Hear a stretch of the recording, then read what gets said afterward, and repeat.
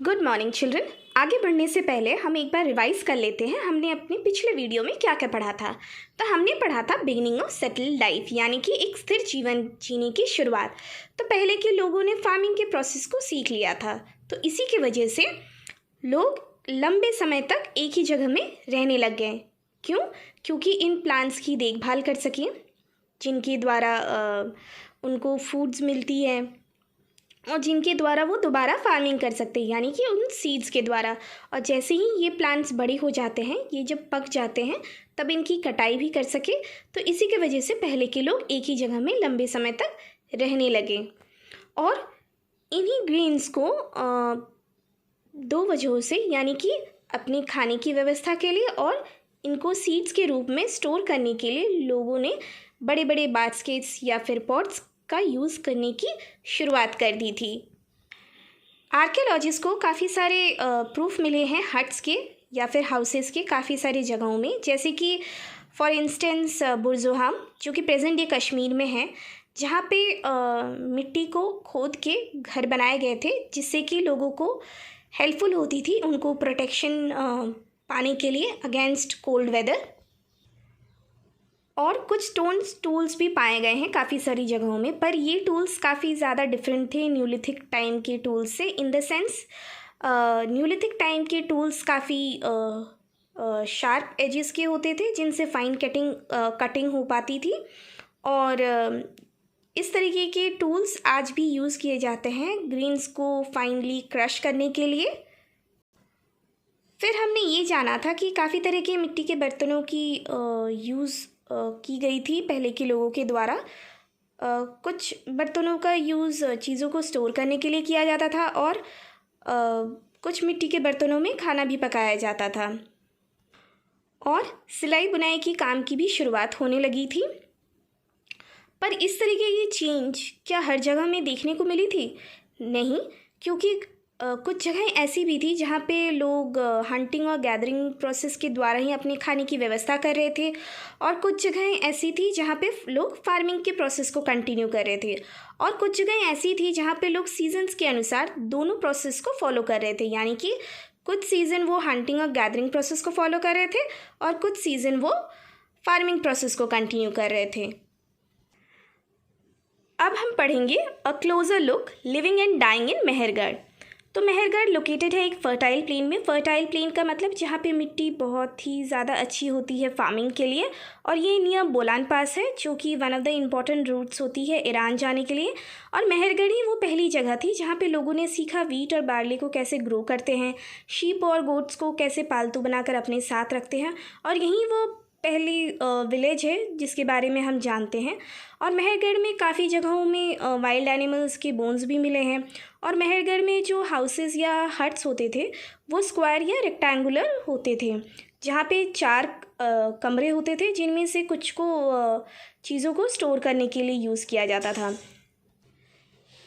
मेहरगढ़ में जब लोग मर जाते थे तो उनके रिलेटिव्स उनकी देखभाल करते थे। देखभाल इन द सेंस, जब उस डेड बॉडी को दफनाया जाता था तो उनके साथ साथ उनकी रोज़मर्रा की यूज़ की चीज़ें, जैसे कि बैंगल्स, बास्केट्स, वो भी उनके साथ दफनाया जाता था, इस बिलीफ के साथ कि आफ्टर डेथ लाइफ होती है, तो ये सारी चीज़ें उस डेड इंसान के काम आएगी अपने नेक्स्ट लाइफ के लिए।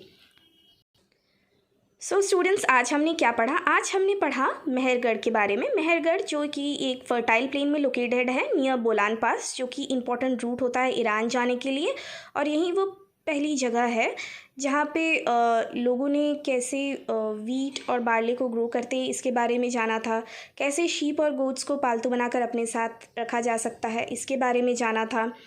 और मेहरगढ़ में जो हाउसेस होते थे या हट्स होते थे वो स्क्वायर या रेक्टेंगुलर हाउसेस होते थे, जिनमें 4 कंपार्टमेंट्स होते थे या फिर 4 रूम्स होते थे।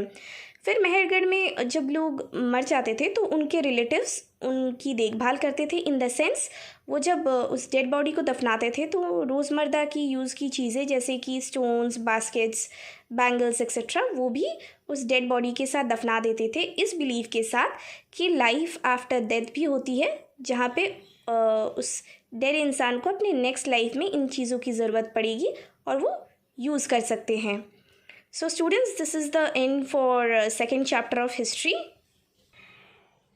Now we will study about some names and dates. Archaeologists ने अर्ली हिस्ट्री को कई स्टेजेस में डिवाइड किया है. तो सबसे पहला स्टेज या पीरियड वो था पैलियोलिथिक, जो कि दो ग्रीक वर्ड से आया है. पैलियो का मतलब होता है ओल्ड और लिथोस का मतलब होता है स्टोन. इस पीरियड में इम्पोर्टेंस थी स्टोन टूल्स को खोज निकालने की, और ये पीरियड एक्सटेंड किया था from 2 million years ago to about 12,000 years ago. फिर जो नेक्स्ट पीरियड था वो था जहाँ पे इन्वायरमेंटल चेंजेस की शुरुआत हुई थी. दैट इज़ अबाउट 12,000 ईयर्स एगो टिल अबाउट 10,000 ईयर्स एगो. इस एज को मेसोलिथिक यानी कि मिडिल स्टोन एज कहा जाता है. और इस टाइम पे जो स्टोन टूल्स पाए गए थे वो जनरली बहुत ही छोटे आकार के होते थे, जिन्हें माइक्रोलिथ्स भी कहा जाता था. और माइक्रोलिथ्स का यूज़ किसी भी बोन के या फिर वुड के हैंडल में यूज़ किया जाता था, और कई तरह के पुराने टूल्स भी इस एज में यूज़ किए गए थे. फिर आता है द लास्ट स्टेज, जो कि अबाउट 10,000 ईयर्स एगो, जिसे न्यूलिथिक एज कहा जाता है. न्यूलिथिक जिसका मतलब होता है न्यू स्टोन एज, जो कि लास्ट पार्ट था स्टोन एज का. ये एज काफ़ी ज़्यादा इम्पॉर्टेंट था क्योंकि इसी एज में एग्रीकल्चरल प्रैक्टिसेस ज़्यादा से ज़्यादा फॉलो करी गई थी और पॉलिश्ड स्टोन टूल्स की भी यूज़ की गई थी. सो स्टूडेंट्स, इस चैप्टर में हमने क्या पढ़ा? हमने इस चैप्टर में पढ़ा कि पहले के लोग अपने खाने की व्यवस्था हंटिंग के द्वारा या फिर खाने को एक जगह इकट्ठा करके और की व्यवस्था करते थे. फिर हमने ये जाना कि पहले के लोग एक जगह से दूसरी जगह क्यों मूव करते थे. सबसे पहला रीज़न अपनी खाने की खोज की वजह से, फिर पानी की खोज के लिए, फिर अलग अलग सीजन्स में प्लांट्स और ट्रीज़ फ्रूट्स देते हैं उनकी खोज में. तो इन सारी वजहों के वजह से पहले के लोग एक जगह से दूसरी जगह कॉन्स्टेंटली मूव किया करते थे. फिर हमने ये जाना कि आर्कियोलॉजिस्ट के द्वारा काफ़ी सारे टूल्स भी पाए गए हैं जो कि बोन या फिर स्टोन से बने हुए थे, जिनका यूज़ पहले के लोग चॉपिंग ऑफ फ्रूट्स या फिर पेड़ों की टहनियों को काटने के लिए किया करते थे. फिर हमने पढ़ा डिस्कवरी ऑफ फायर, जो कि बाय लक या फिर चांस डिस्कवर्ड हुआ था पहले के लोगों के द्वारा, और ये काफ़ी यूज़फुल रहा है पहले के लोगों के लिए. पहले के लोग फायर के द्वारा अपने खाने को और भी टेस्टी बना सकते थे पका के, और ये उनके लिए आसानी होती थी फूड को डाइजेस्ट करने के लिए, और फायर के द्वारा उन्हें लाइट मिलती थी, वार्मथ मिलती थी. फिर हमने ये जाना कि पहले के लोग नदी के किनारों में ज़्यादा से ज़्यादा रहने की कोशिश करते थे ताकि उन्हें पानी की अवेलेबिलिटी हमेशा से मिलती रहे. फिर हमने ये पढ़ा कि धीरे धीरे इन्वायरमेंट चेंज हो रहा था, यानी कि environment towards warmer side shift हो रहा था, और इसी की वजह से ग्रासलैंड्स की ग्रोथ काफ़ी ज़्यादा हो रही थी, और इसी की वजह से हर्बीवोरस जो एनिमल्स होते हैं जैसे कि शीप और गोट, इनकी भी संख्या ज़्यादा हो रही थी. और इसी की वजह से पहले के लोग ये जान पा रहे थे कि कैसे इन एनिमल्स को पालतू बनाया जा सकता है. फिर ये भी जाना पहले के लोगों ने कि इन हर्बीवोरस एनिमल्स की क्या ईटिंग हैबिट है.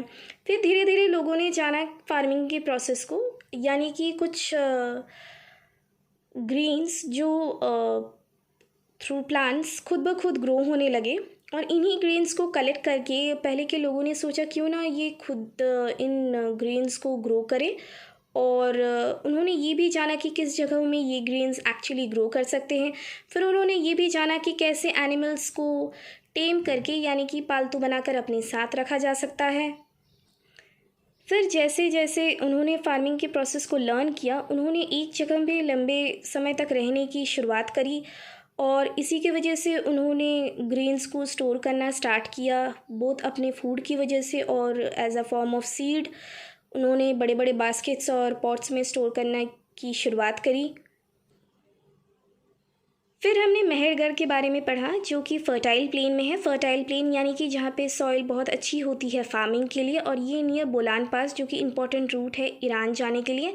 मेहरगढ़ ही वही जगह है जहाँ पे लोगों ने सीखा कि कैसे वीट और बार्ले को ग्रो किया जा सकता है, कैसे शीप गोट को पालतू बना के अपने साथ रखा जा सकता है।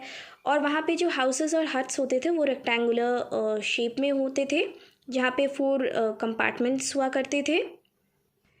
फिर मेहरगढ़ में ये भी बिलीव थी कि मरने के बाद भी लाइफ होती है, तो इसी के वजह से जो जब लोग मर जाते थे तो उनके रिलेटिव्स उनकी देखभाल करते थे। In the sense dead body को जब दफनाते थे तो उनके साथ रोज़मर्रा की यूज़ की चीज़ें जैसे कि स्टोन्स, बास्केट्स एक्सेट्रा, इनको भी साथ साथ दफनाते थे, इस बिलीव के साथ कि मरने के बाद भी लाइफ होती है और ये उस मरे हुए इंसान को अपने नेक्स्ट लाइफ में यूज़ की जा सकती है।